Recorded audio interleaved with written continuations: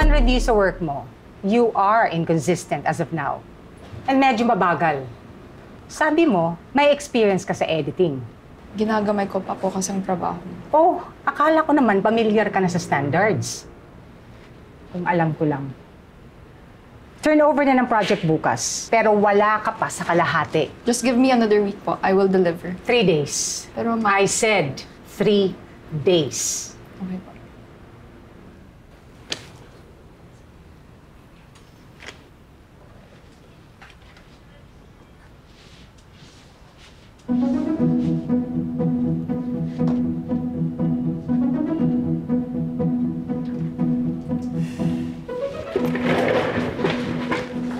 Miguel, I think I need your help.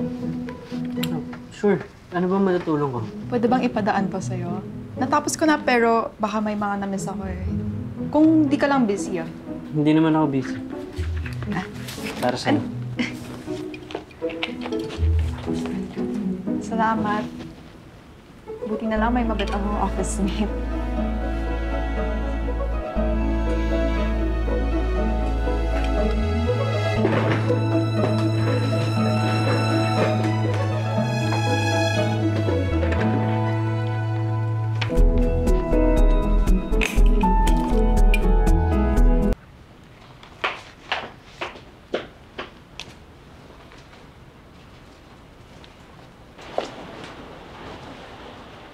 Hoy!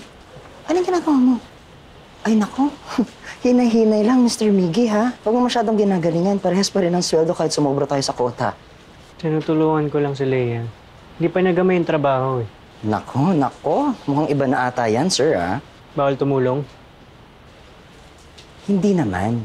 Ang sa akin lang, syempre, kung tutulong ka, ay nako, baka nag-i-expect ka ng something in return. Bahala ka at ikaw ang aasa. Hindi ako nag-expect. Okay. Ayun.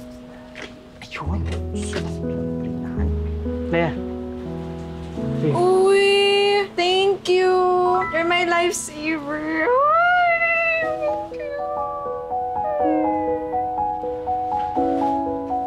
Thank you, ah.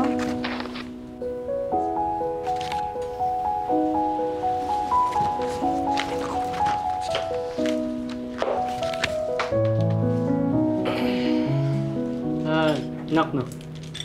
Who's there? 2. Who? Actually, it's 2. Ah! Ang sasaya nyo, no? Kayo lang nakakaintindi ng joke nyo.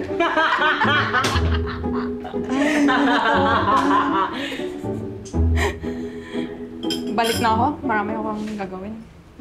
Hindi, enjoy mo muna yung pagkain mo. Tsaka tutulungan naman kita eh. Ako bahala.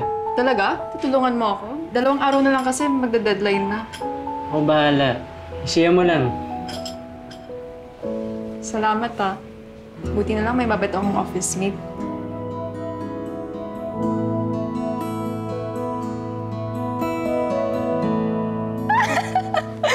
Oh my gosh! Dami palang doble-dobleng words sa in-edit mo, ano?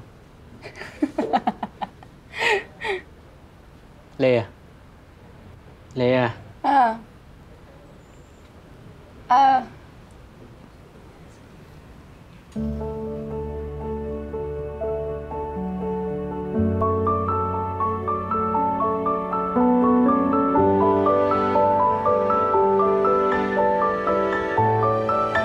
Salamat.